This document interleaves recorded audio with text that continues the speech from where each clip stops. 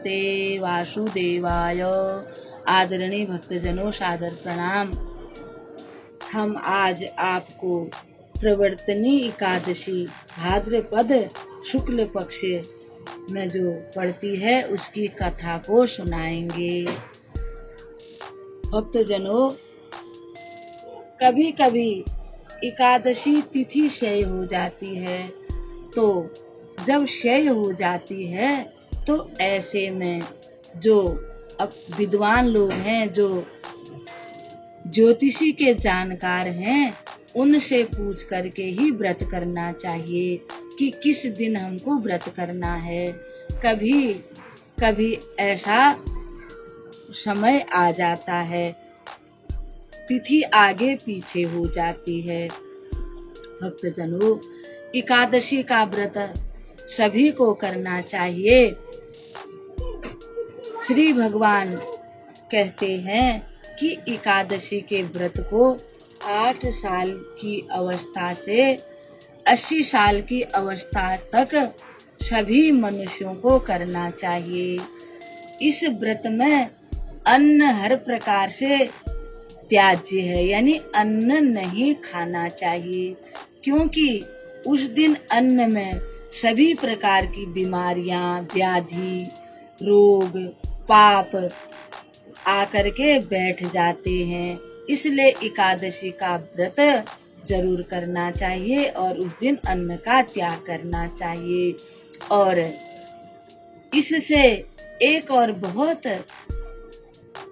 अच्छी बात ये होगी कि इतने हमारे कहते हैं कि 135 करोड़ आदमी हैं हमारे भारतवर्ष में, जितने भी होंगे उसमें से अगर आधे लोग भी व्रत करेंगे तो कितने अन्न की बचत हो जाएगी, और उस अन्न की बचत जो गरीब लोग हैं उन तक पहुंच जाएगा।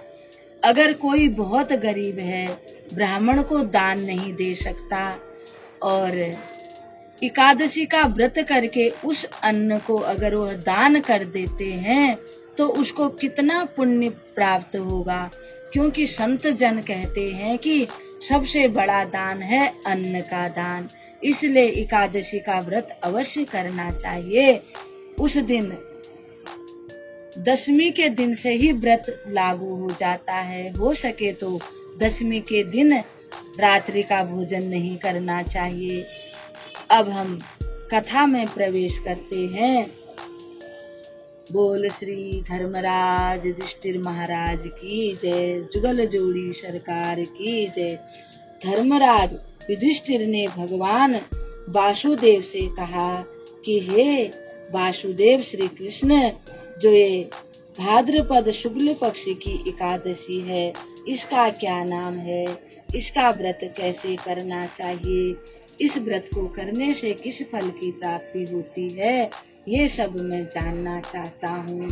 श्री कृष्ण भगवान बोले, हे धर्मराज, भाद्रपद मास के शुक्ल पक्ष की एकादशी को परिवर्तनी एकादशी कहते हैं। इसी को जयंती एकादशी और वामन एकादशी भी कहते हैं।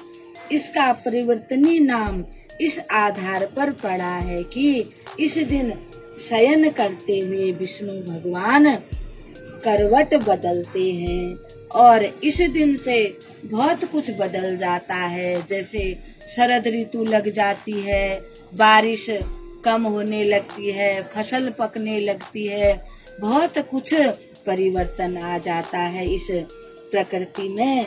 इसलिए भी इसको परिवर्तनी एकादशी कहा जाता है।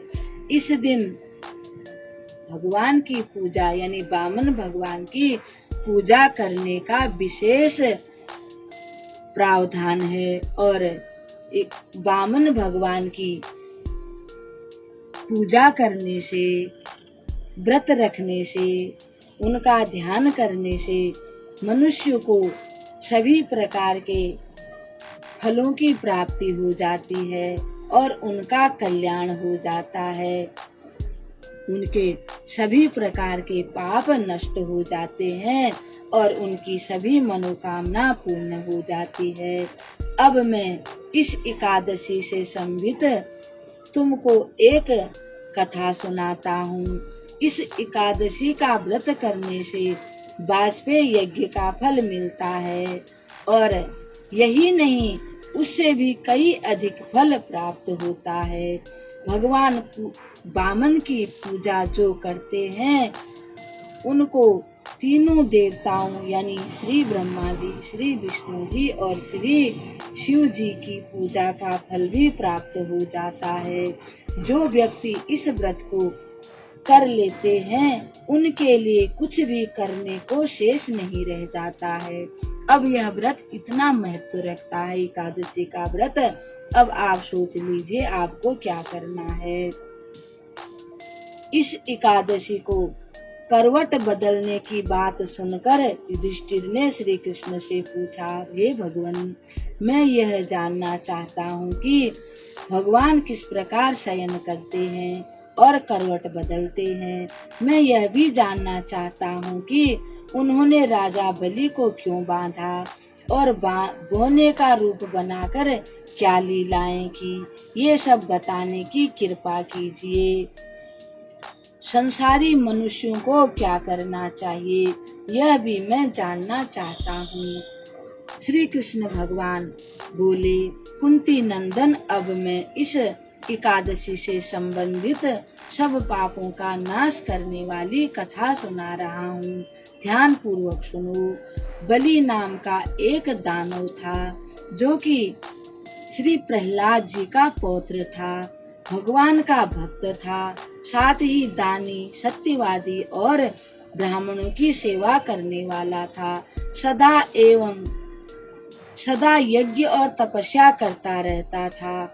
उसकी भक्ति और जप तप का प्रभाव इतना बढ़ गया था कि वह देवलोक यानी कि इंद्रासन पर बैठकर राज्य करने लगा। इंद्र आदि देवताओं को बड़ा कष्ट होने लगा क्योंकि उनको देवलोक से निष्कासित कर दिया गया।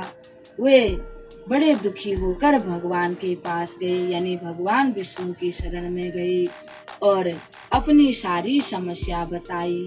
देवताओं का उद्धार करने के लिए भगवान ने वामन का रूप धारण किया। वे तेजस्वी ब्राह्मण बालक के रूप में वहां पहुँचे और राजा बलि को जीत लिया। यह सुनकर युधिष्ठिर ने पूछा, भगवान, वामन रूप धारण करके भगवान ने बलि को किस प्रकार से जीता, यह प्रसंग विस्तार के साथ बताइए, आपकी बड़ी कृपा होगी, क्योंकि इस बारे में मैं अच्छी प्रकार से जानना चाहता हूँ।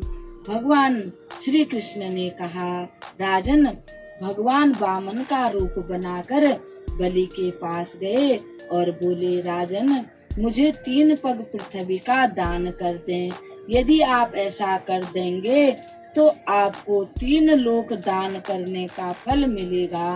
राजा बलि ने इसको छोटी तुच्छ सी बात समझकर स्वीकार कर लिया और भूमि का दान करने के लिए संकल्प कर लिया। तब भगवान ने अपना आकार बढ़ाकर 2 पगों में भूलोक, भुवलोक, स्वर्गलोक, महलोक, जनलोक, तपलोक को नाप लिया। उस समय इंद्रादि देवता भगवान की स्तुति कर रहे थे। भगवान की जय हो, जगत पिता की जय हो, जय हो, जय हो कर रहे थे। भगवान ने राजा बलि को पकड़कर पूछा, राजा बलि, अब तीसरा पैर मैं कहाँ रखूं?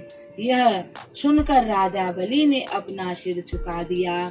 भगवान ने उसके सिर पर अपना तीसरा पग रख दिया। ऐसा करने पर उसी क्षण वह पाताल लोक में चला गया। जब भगवान ने उसकी इस प्रकार की विनय पर ध्यान दिया कि बलि कितना महान है, तो बोले, बलि, मैं भी पाताल में तुम्हारे साथ सदा रहूंगा। भाद्रपद में शुक्ल पक्ष की प्रवर्तनी एकादशी के दिन मेरी एक मूर्ति तुम्हारे पास रहेगी और एक क्षीर सागर पर शेषनाग पर शयन करती रहेगी। इसी एकादशी से भगवान सोते हुए करवट बदलते हैं। बोल जगत पिता की जय, श्री नारायण भगवान की जय। इस दिन त्रिलोकीनाथ भगवान विष्णु की पूजा करनी चाहिए।